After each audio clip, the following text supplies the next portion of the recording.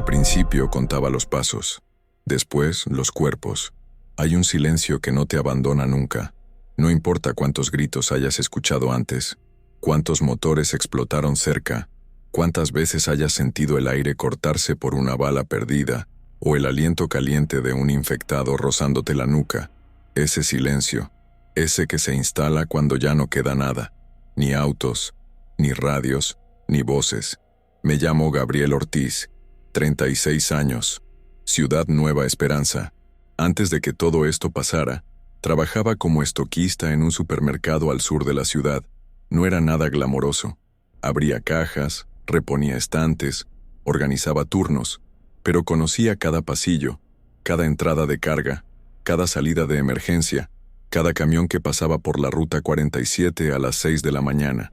Y sobre todo, conocía caminos, atajos, rutas secundarias que nadie usaba. Era bueno en eso, en memorizar, en mirar un mapa una vez y no olvidarlo nunca más. Supongo que por eso fui yo quien se ofreció. Estábamos refugiados hacía 12 días en el sótano de una escuela primaria. Éramos 11 personas. Mi hermana menor, Lucía, y su hijo Emiliano, de 6 años, estaban conmigo. Habíamos logrado escapar justo cuando los infectados tomaron nuestro barrio. Nuestros padres. Silencio. No los salvé. No llegué a tiempo. El tráfico, el caos, los gritos. No supe si eran ellos quienes gritaban mi nombre cuando la ambulancia estalló en llamas frente a la farmacia. No supe si los cuerpos en la entrada del edificio eran ellos. No tuve el valor de mirar. Agarré a Lucía, tomé a Emiliano y corrí. Desde entonces, lo único que hago es intentar compensar. Los primeros días fueron confusos. El gobierno decía que era un brote. Luego dejaron de decir. Las radios cayeron. Internet desapareció. Los mensajes tardaban horas o no llegaban. El miedo se volvió rutina. Dormíamos con turnos. Comíamos lo que encontrábamos. Cerrábamos todo con muebles pesados. Hasta que la comida se acabó. Primero el arroz, después el atún, luego las latas. Nos quedaba agua y algo de café viejo, pero nada que darle a Emiliano, que ya había empezado a preguntar por qué no almorzábamos más. La mayoría quería esperar. Alguien va a venir, decían. Los militares, la Cruz Roja, alguien. Yo sabía que no. Ciudad Nueva Esperanza estaba muerta, y si aún no lo estaba, pronto lo estaría. Fue entonces cuando me ofrecí. Sabía de una pequeña tienda, a unos 70 kilómetros de ahí. Le pertenecía a don Ramón, un viejo terco que jamás quiso mudarse al centro. Era uno de esos negocios familiares donde uno encontraba desde arroz hasta cuerda para tender ropa. Y si nadie más había pasado por ahí, tal vez aún quedara algo. No tenía mapa, no tenía radio. Solo una mochila, una barra de metal oxidada que encontré en el depósito, y mi memoria. Y una promesa, volver con algo para Emiliano. No tenía que ser mucho, un paquete de galletas, un poco de arroz, lo que fuera. Mi hermana no quería dejarme ir. Te pueden matar, o peor, me dijo, con la voz baja, cuidando de que Emiliano no escuchara. Yo le respondí algo que ahora no recuerdo, pero lo importante fue lo que pensé. No se trata de mí, se trata de ellos. Esa mañana salí antes del amanecer. El sol aún no había tocado los techos rotos de la ciudad cuando empujé la tapa de alcantarilla que usábamos como salida de emergencia. Los primeros pasos fueron lentos. Estaba todo demasiado quieto. Ni siquiera los cuervos cantaban. Crucé calles vacías, autos estrellados, sangre seca en vitrinas de farmacias saqueadas.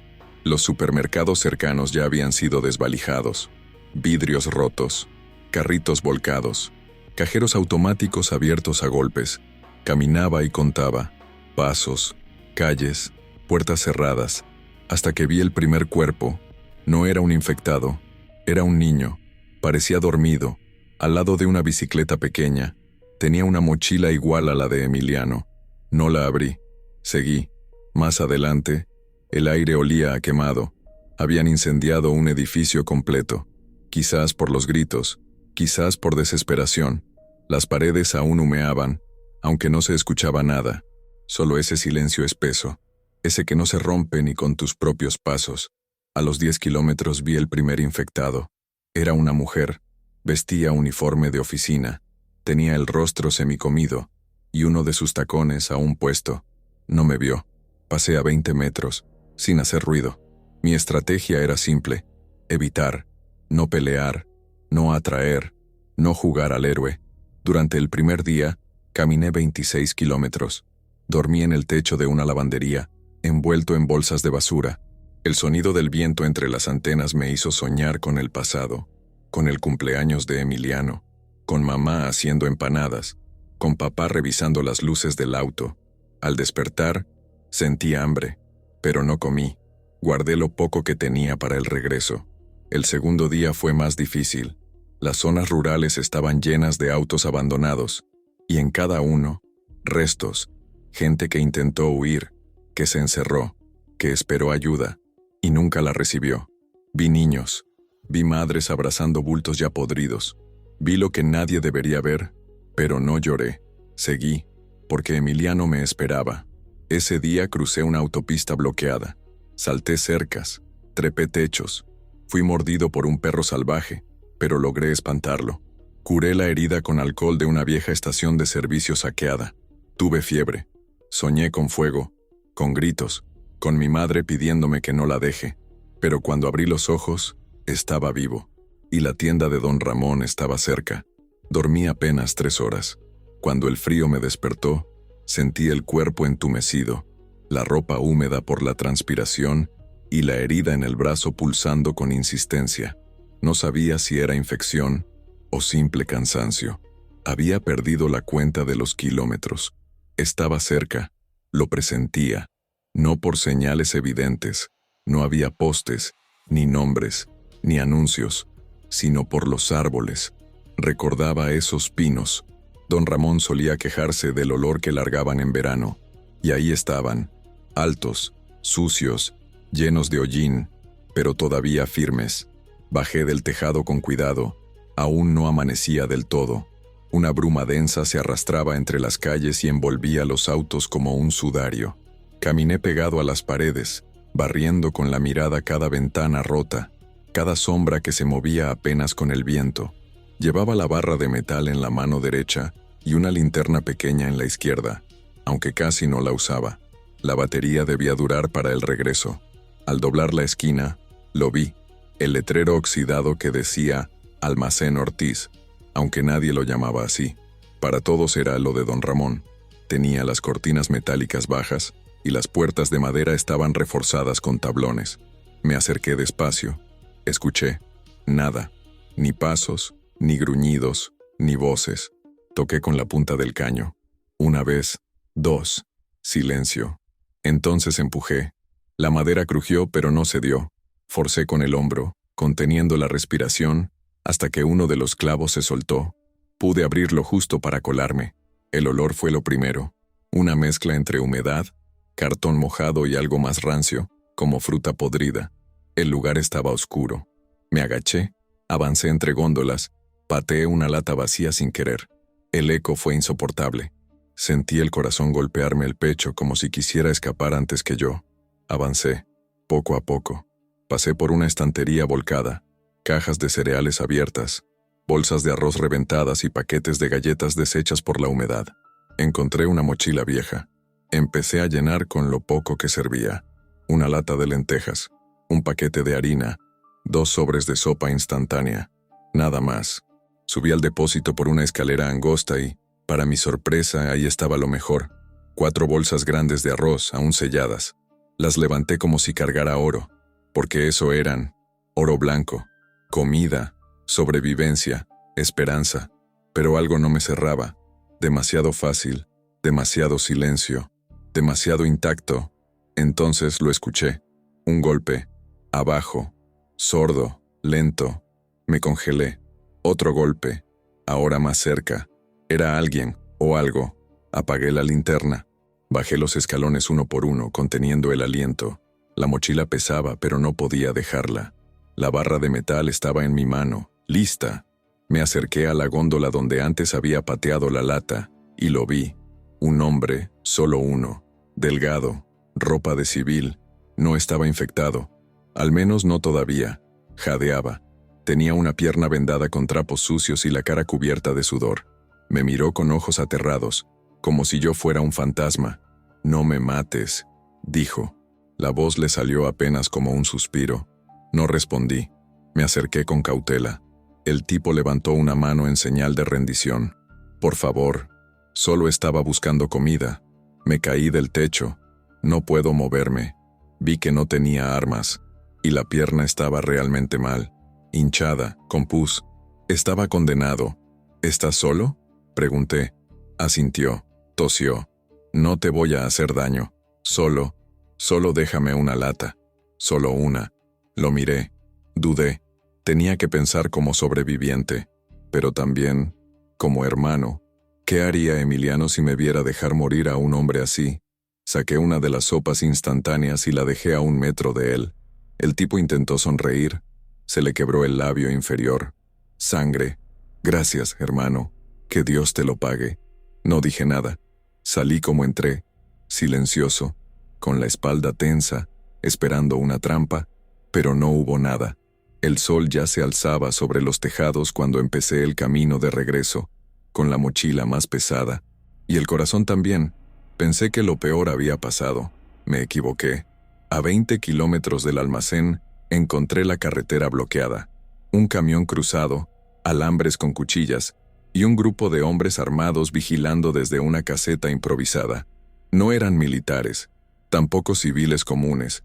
Llevaban pañuelos en la cara, chalecos con insignias de calaveras, botas de combate. Uno de ellos tenía un machete colgado en la espalda. Me escondí detrás de un contenedor y los observé. Eran 6. Reían. Comían algo alrededor de un fuego. En el suelo, una mujer con los ojos vendados y las manos atadas. Viva, temblando. No eran saqueadores comunes. Eran depredadores. No podía pasar por ahí. Volver atrás tampoco era opción. Los bosques al norte estaban llenos de infectados. Entonces recordé un viejo paso ferroviario que conectaba esa zona con el distrito minero, abandonado hacía años, pero quizás aún transitable. Me tomó 2 horas rodear. Trepé muros, crucé una zanja con agua estancada. Las manos me sangraban. El cansancio ya era del tamaño del cuerpo. Cuando encontré las vías oxidadas, casi lloré.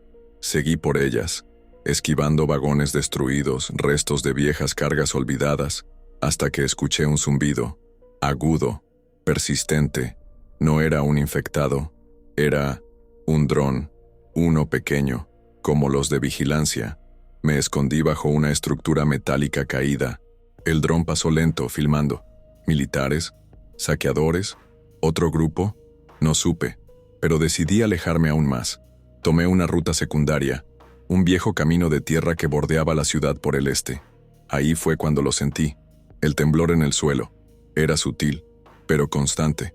Me detuve, me agaché, apoyé la mano. Vibraba, y entonces los vi. Una horda, no 100, no 200, miles, venían del oeste, lentamente, como un río de carne podrida, huesos rotos y miradas muertas. Avanzaban sin pausa, tropezando, empujando, devorando todo a su paso. No podía correr, no con esa mochila, no por tierra abierta. Corrí hacia las casas, busqué alturas, trepé una antena caída, entré por una ventana rota, crucé pasillos oscuros. Una vez adentro, contuve la respiración. La horda pasó. Durante 15 minutos, el mundo fue solo gemidos, arrastres y golpes contra paredes. Escuché gritos lejanos, personas que no lo lograron, que no corrieron a tiempo. Lloré, no sé por qué, quizás porque aún estaba vivo, quizás porque no sabía si eso era bueno. Cuando la horda se alejó, salí. El resto del camino fue como una pesadilla borrosa. No sentía las piernas. El sol ya bajaba, y el cielo empezaba a teñirse de rojo. Entonces escuché una voz, débil, pero real. Gabriel. Era Lucía. Había salido del refugio.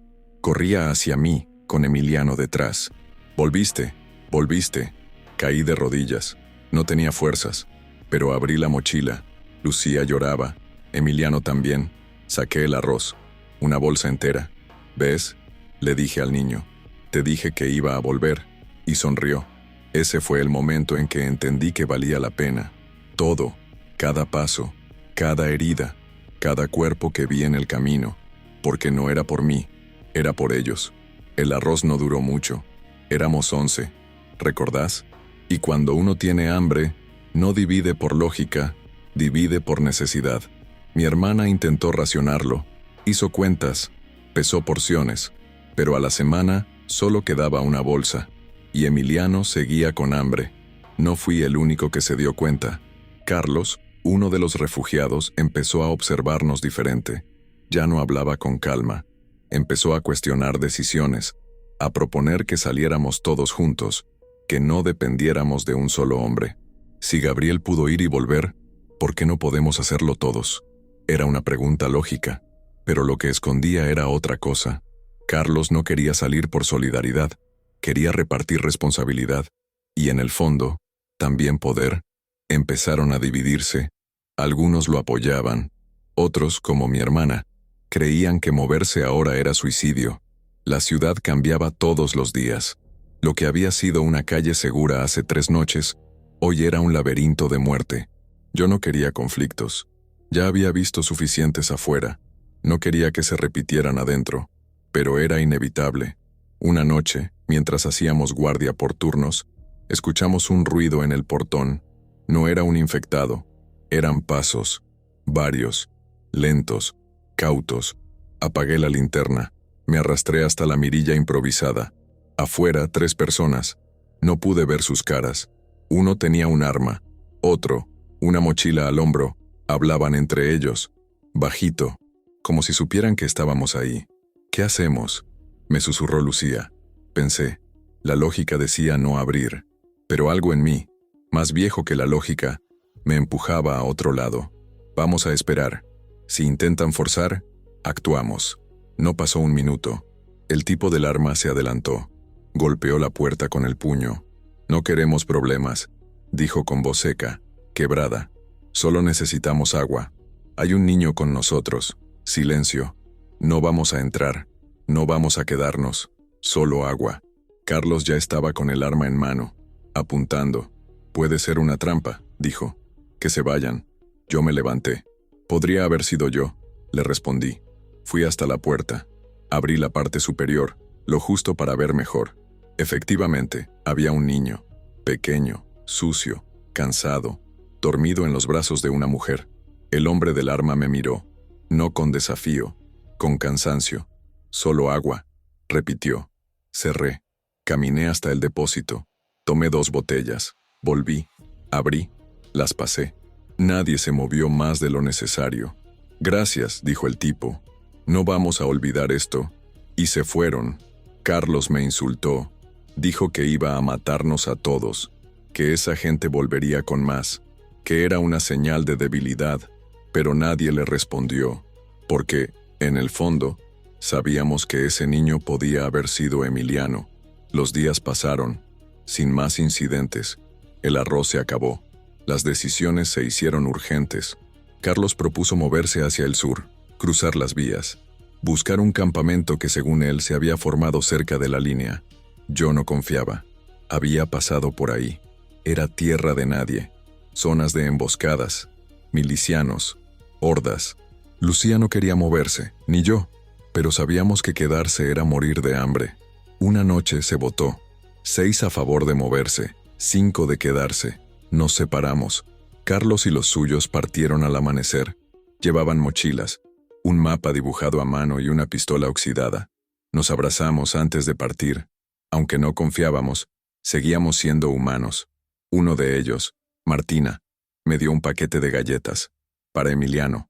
No los volvimos a ver. Días después, escuchamos tiros a lo lejos. Un eco breve, cortante. Después, nada. Nunca supimos si lograron llegar. Nosotros quedamos 5. Lucía, Emiliano, un anciano sordo llamado Octavio, una joven embarazada llamada Selena y yo. Teníamos agua, pero nada más. Así empezó el segundo viaje. Esta vez, hacia el norte. Recordaba una ruta de transporte que usaban los camiones de gas. No quedaba lejos, pero pasaba por el corazón de la ciudad. Zona roja. Teníamos que movernos. Planificamos durante 2 días. Dormíamos en turnos. Preparábamos lo poco que quedaba. Selena no podía caminar mucho. Octavio apenas entendía lo que pasaba, pero no teníamos opción. Salimos una madrugada, antes del primer canto de los pájaros, si es que todavía quedaban. Caminamos en silencio, Emiliano en brazos, Lucía adelante, yo atrás, cubriendo. Las calles eran otras. Lo que había sido un taller ahora era una montaña de escombros. Lo que antes era una panadería, ahora era un agujero negro con humo saliendo desde dentro. En cada esquina, un miedo nuevo. Avanzamos por callejones, puentes destruidos, parques infestados de basura. En una esquina, vimos un cuerpo colgado con un cartel que decía, traidor. No supimos a quién, ni por qué, pero el mensaje era claro. No todos los humanos eran amigos. A la mitad del trayecto, Selena empezó a sangrar. Lucía la atendió como pudo.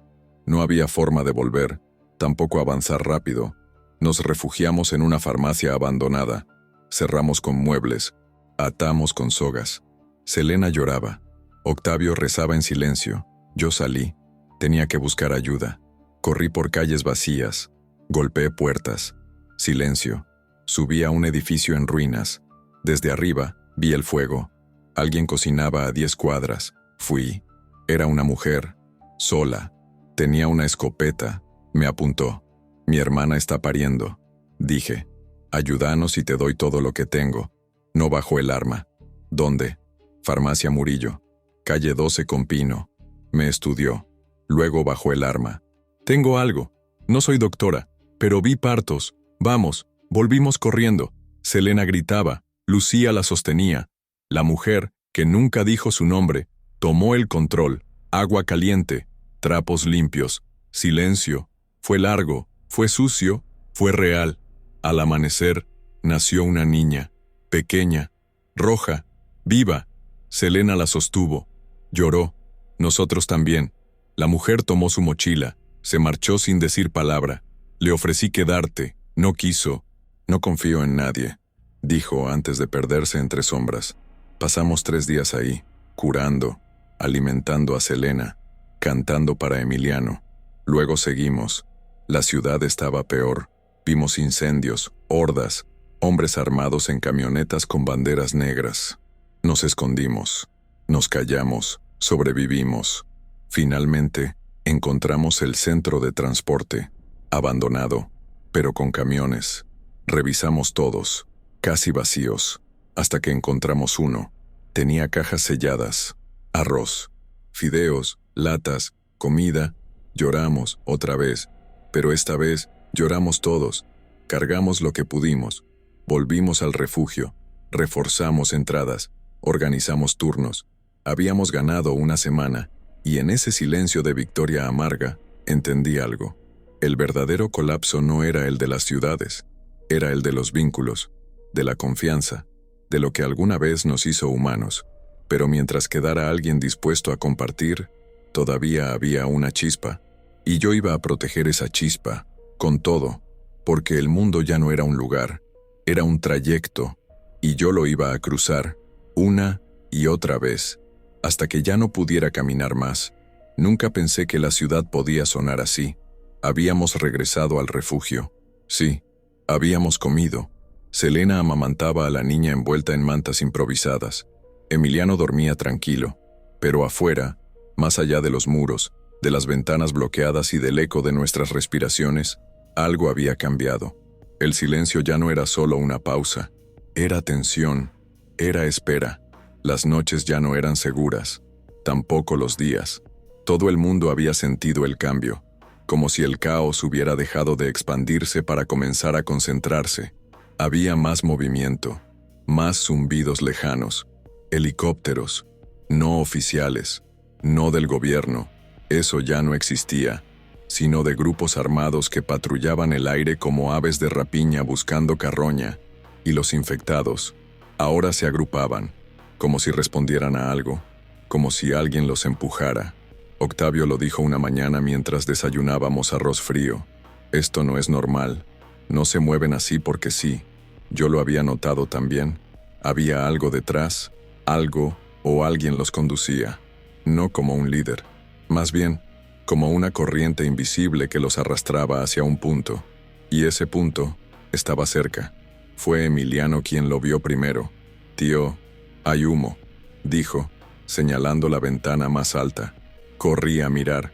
Una columna negra subía por el cielo, densa, constante, no como las explosiones habituales o los incendios breves. Esto era grande, metódico. Lucía apretó a Emiliano contra sí. Selena se acercó a la ventana con la niña dormida en brazos. «¿Es cerca?», asentí. «A unas 10 cuadras, tal vez menos. ¿Puede llegar hasta aquí?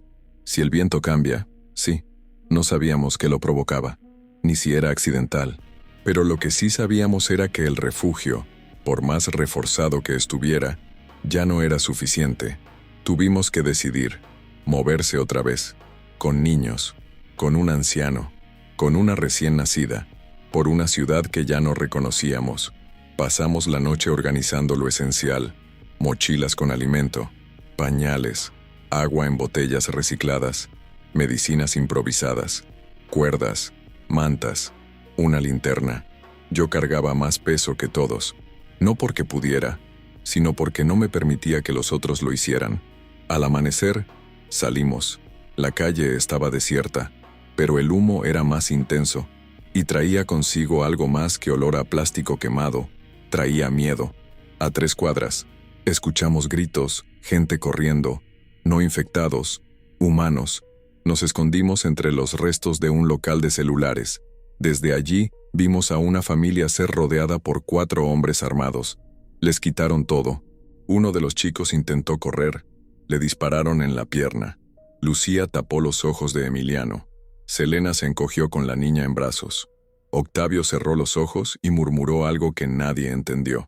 Esperamos hasta que se fueron. Seguimos por rutas alternas, calles que alguna vez conocí, atajos, túneles, edificios a medio caer. Fue en uno de esos túneles donde nos alcanzó la primera horda.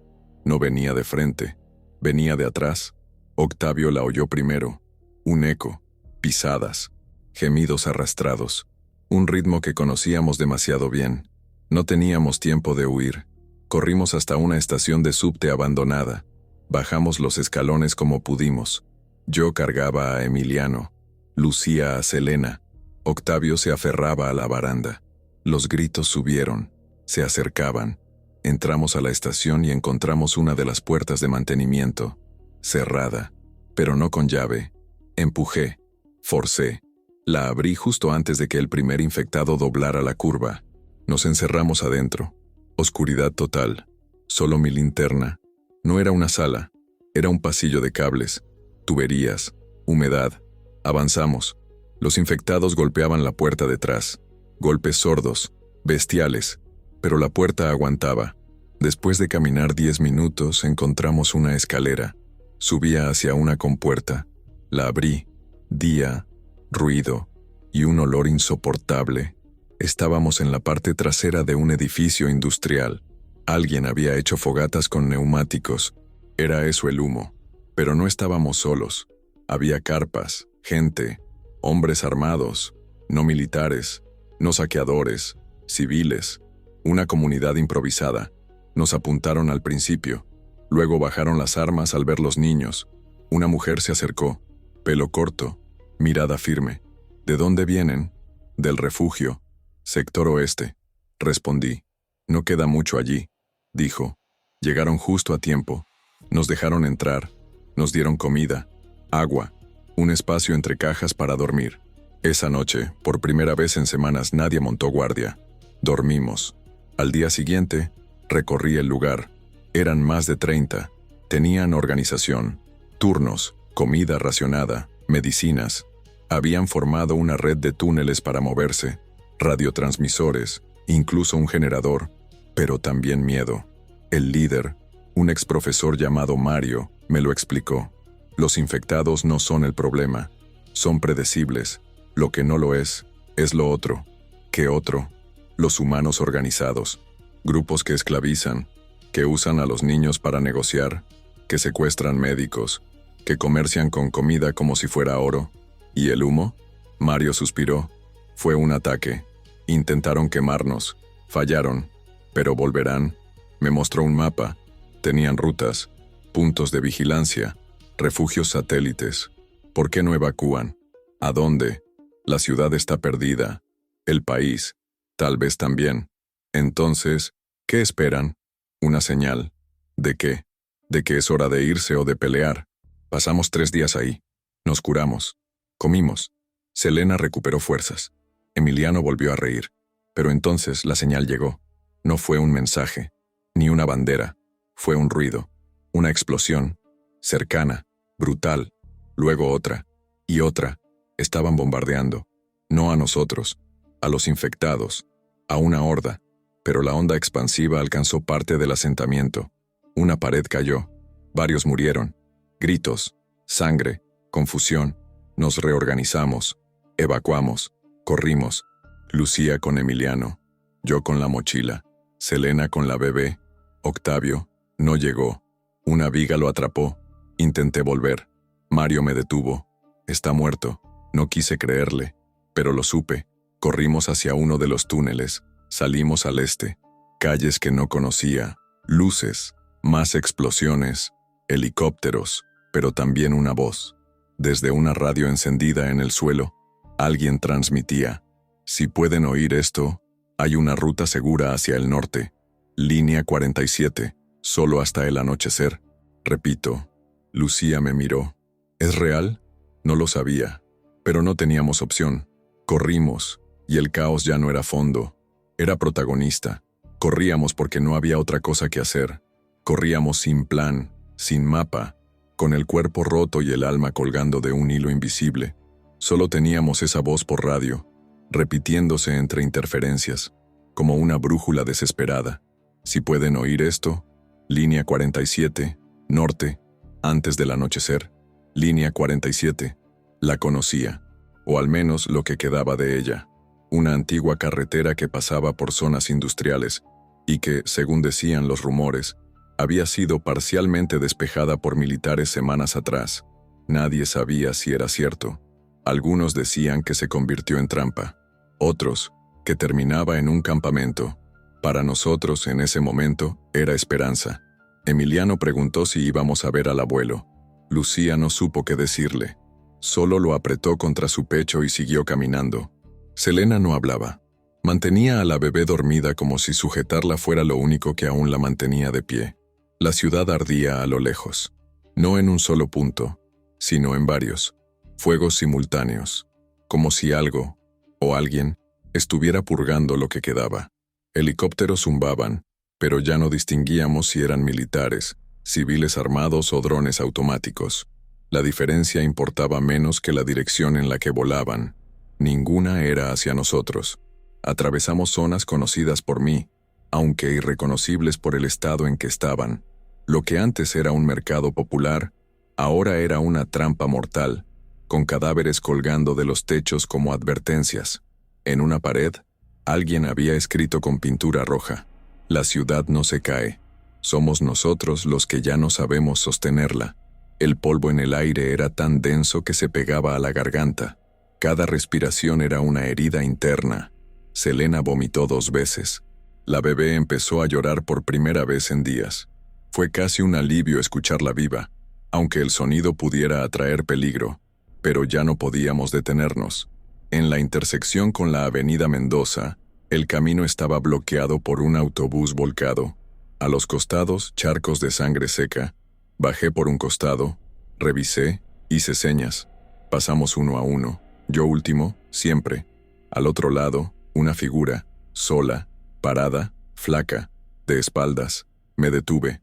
Apunté con el caño. No reaccionó. Me acerqué un poco. No se movía. ¿Estás bien?, dije, bajando la voz lo justo. Giró. No era un infectado. Era un chico, adolescente, ropa sucia, ojos vacíos. Sostenía un cuchillo en una mano. No lo alzaba, no temblaba. ¿Estás solo?, asintió. ¿Quieres venir con nosotros?, negó con la cabeza. No hay nadie más. Su voz era hueca. Me quedo aquí. Hay una ruta al norte. Vamos hacia allá. Podés venir. Mi hermana está ahí adentro. Señaló un edificio derrumbado. No voy a dejarla sola. Lo miré.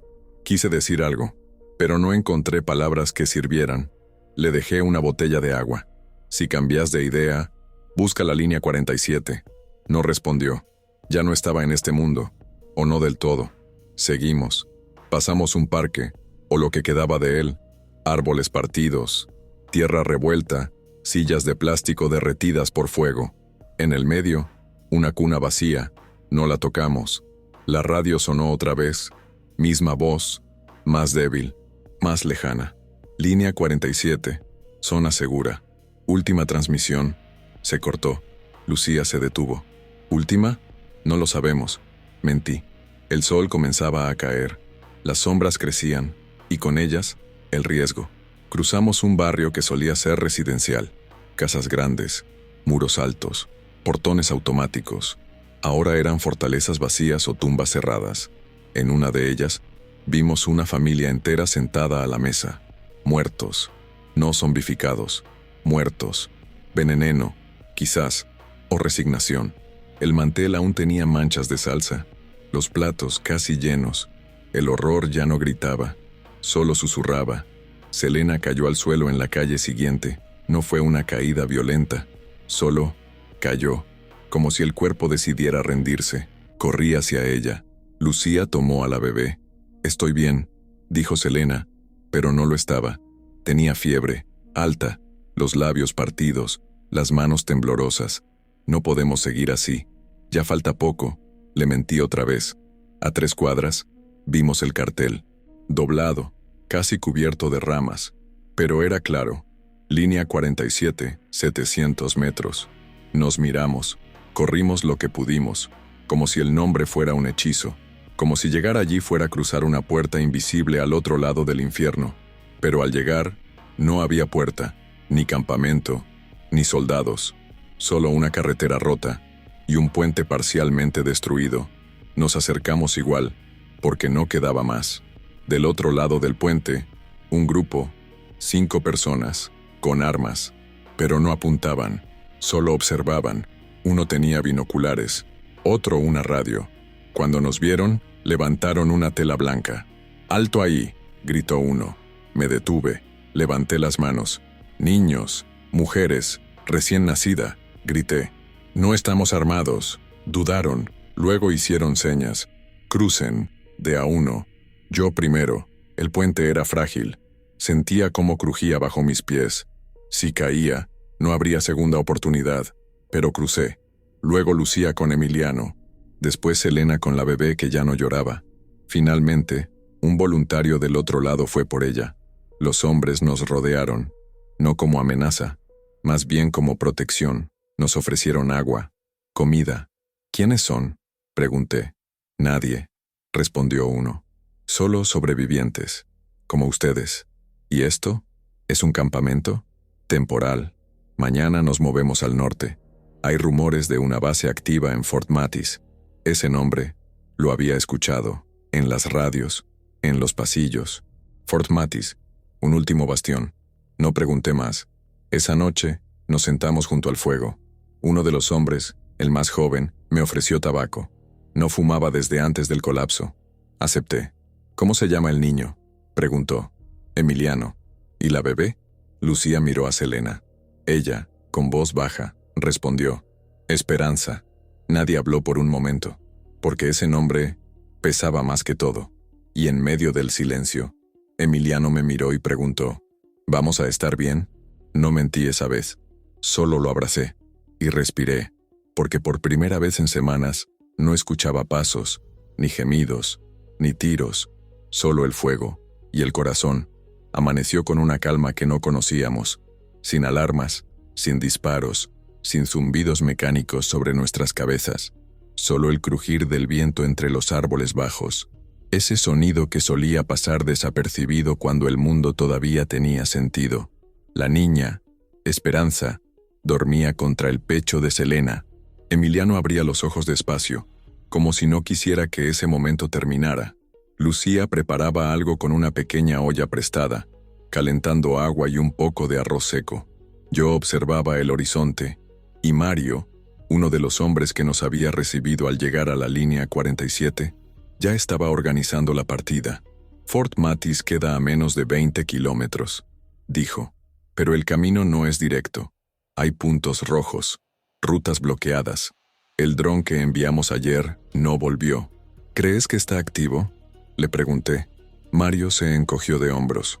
Creer no sirve de mucho, pero si lo está, es nuestra única posibilidad. Desayunamos rápido. Repartieron agua y raciones a todos. Éramos más de 20 en el grupo. Hombres, mujeres, adolescentes, algunos solos, otros con familia.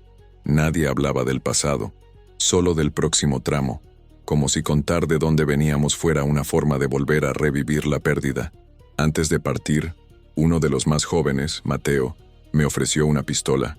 No hay muchas balas, pero puede que te salve una vez. No pregunté de dónde la había sacado, ni por qué me la daba a mí. Solo asentí.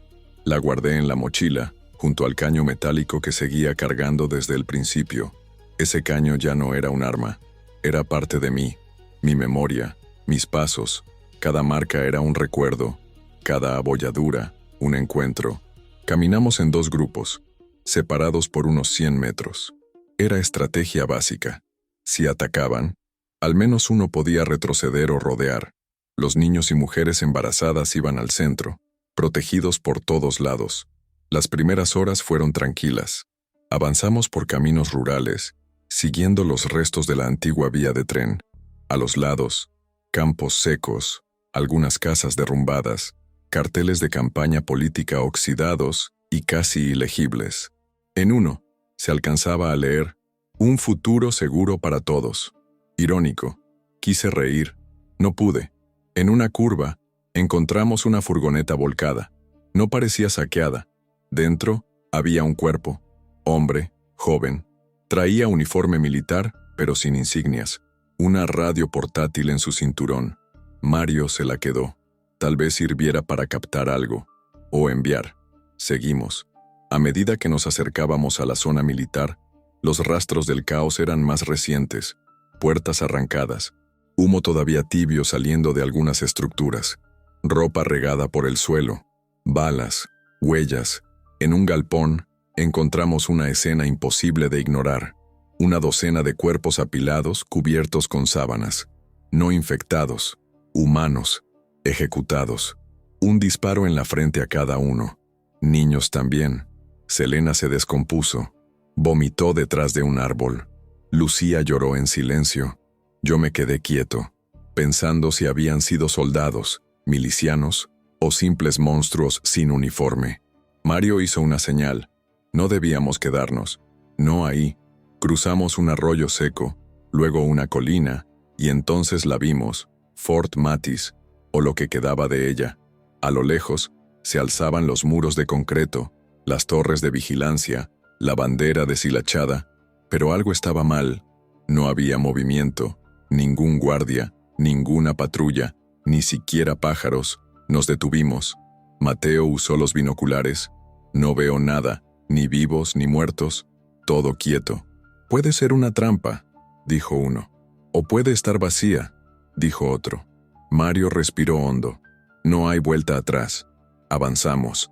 Lentamente. Cúbranse. Descendimos por la ladera. Nos acercamos con cautela. Pasamos un cerco, luego otro. En el tercero, encontramos la primera señal clara. Una garita abierta. Sangre en el suelo. Una linterna rota. El corazón me latía tan fuerte que creía que todos podían oírlo. Caminaba con la pistola en mano, el caño colgando de la mochila. Sentía los dedos tensos, los músculos alertas. Entramos por el portón lateral. Nadie. Los pasillos eran largos, ecos, luces parpadeantes. Olía a aceite quemado y carne vieja. Encontramos la sala de control, vacía. Una pantalla encendida. Solo nieve. Es táctica. Entonces, la radio que habíamos tomado del soldado muerto crujió. Un chirrido. Luego una voz. Base. Abandonada. Zona roja. Evacuación fallida. Repito. Fort Matis. Ya no. Y se cortó. Nos miramos. No había base. No quedaba nada. Lo supimos al entrar al comedor. Allí estaban. Los cuerpos. Uniformes. Algunos en el suelo. Otros sobre las mesas. No por combate. Por decisión, una nota escrita a mano decía, no vamos a caer en sus manos. ¿De quién hablaban? No hubo tiempo de pensar. Un disparo. Afuera. Corrí hacia la entrada. Mateo en el suelo. Sangre en el abdomen. ¡Nos siguen!, gritó alguien. Desde el bosque. Figuras. Armas largas. Pasamontañas. No eran infectados. Eran humanos. Mario gritó órdenes. Nos refugiamos en una de las barracas. Cerramos con lo que pudimos. Escuchamos los pasos, las voces. No sabíamos cuántos eran. Van a entrar, dije. No sin pelea, dijo Mario cargando su escopeta. Los demás se prepararon. Con lo poco que tenían, piedras, palos, un cuchillo. Yo tenía la pistola. Lucía me miró. Si algo me pasa, cuídalos. No digas eso. Lo digo por si no puedo después. Le di un beso en la frente. A Emiliano lo abracé sin hablar. Y entonces explotó la pared. Una granada, o algo parecido. El polvo lo cubrió todo. Me caí. Escuché gritos, disparos, confusión. No vi nada. Solo escuché a Mario gritar. Luego, silencio. Me arrastré por el suelo. Alguien me tomó del cuello. Un hombre, fuerte, olor a alcohol, me golpeó. Me arrastró hacia la salida. ¡Otro!, gritó. Vi a Lucía forcejeando con otro tipo. Emiliano lloraba. La bebé gritaba. Selena estaba tirada, inmóvil. El tipo que me sujetaba me puso el arma en la cabeza. Demasiado ruido. Vamos a callarte, pero no lo logró, porque antes que apretara el gatillo, algo lo derribó. Un disparo, alguien desde el muro, un francotirador. Se armó una balacera, caos puro. Yo rodé hacia un rincón. Vi a Lucía correr con Emiliano en brazos. Otro disparo, otro más, y luego, el helicóptero, una luz blanca, un altavoz. Tiren las armas, zona asegurada. Los atacantes huyeron, o murieron, no lo sé. Yo me quedé en el suelo, respirando como si fuera la última vez, y puede que lo fuera. La luz del helicóptero me cegaba, pero no cerré los ojos. Era lo primero que brillaba de verdad en semanas. Algo diferente del fuego, de las bengalas o de los reflejos del miedo. Era una luz limpia, blanca, que cortaba la noche como un cuchillo en el agua. Sentía el sabor metálico de la sangre en la boca. No sabía si era mía. Las piernas me temblaban, pero no me dejé caer. Solo busqué con la mirada.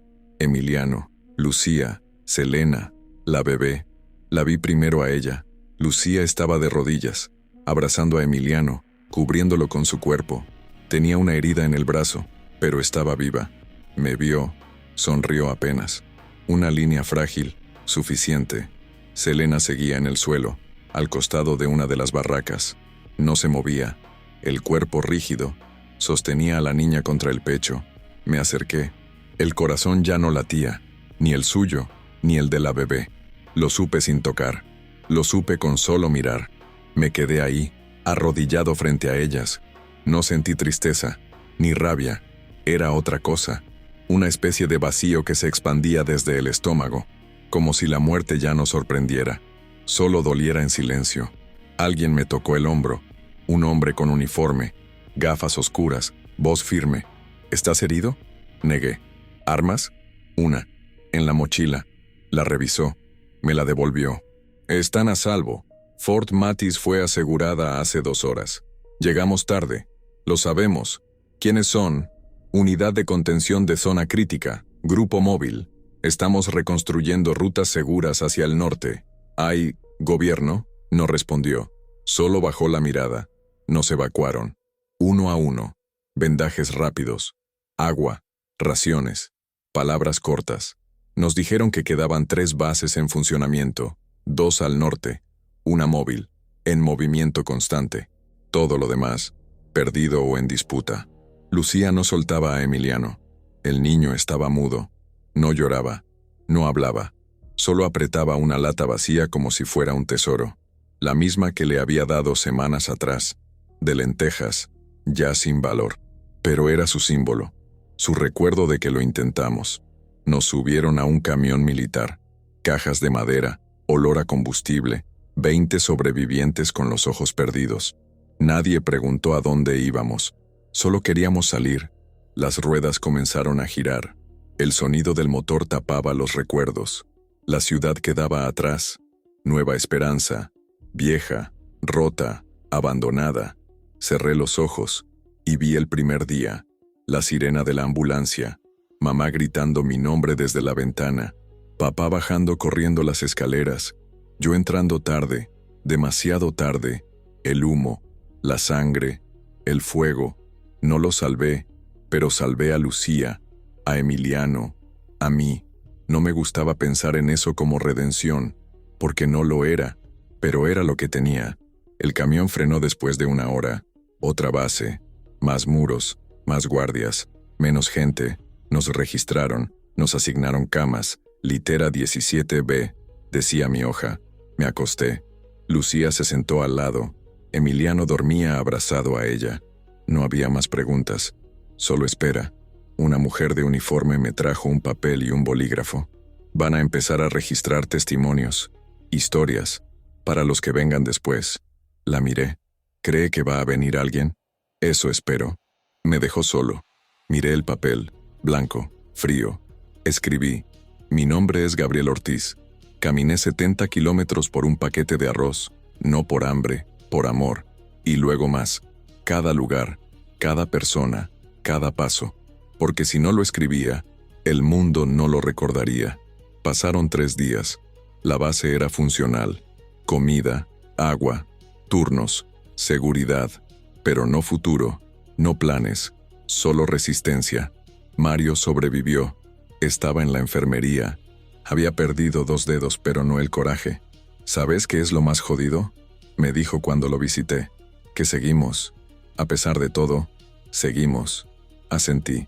¿Y ahora? Ahora, esperás, como todos, hasta que algo cambie, o hasta que decidas cambiarlo vos. Volví con Lucía. Me senté junto a ella. Emiliano dibujaba en un cuaderno viejo que le dieron. Dibujó una casa, un sol, un perro. Ninguno de ellos estaba en nuestra realidad, pero lo estaban en su cabeza. Tenemos que decidir, me dijo Lucía. Quedarnos o seguir. ¿A dónde? Dicen que hay una salida por mar, al oeste, que están evacuando en barcos. ¿Y si es mentira? ¿Y si no? Silencio.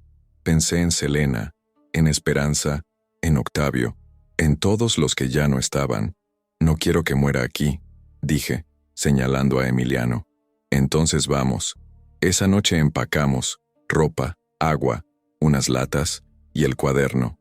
Cuando salimos por la puerta principal, el cielo estaba gris. No llovía, pero olía a eso. Un soldado nos hizo seña. ¿Van al oeste? Sí. Sigan las marcas verdes.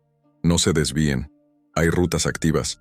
A veces, con suerte, asentí. Caminamos. Otra vez.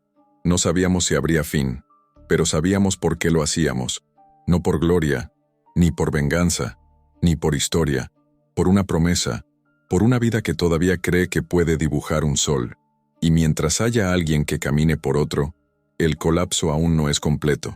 Aún hay algo que salvar. Aún hay una crónica que escribir.